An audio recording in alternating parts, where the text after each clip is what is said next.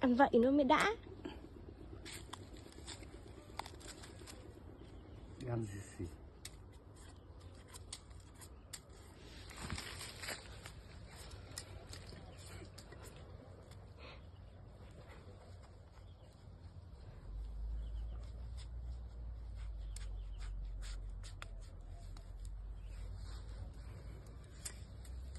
맛있어.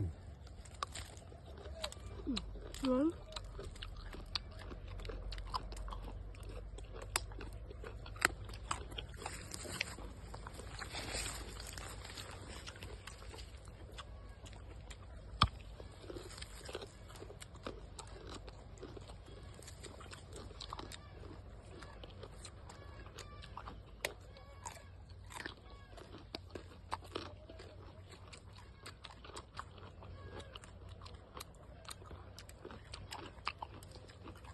Dê nó ăn đu đủ không bố?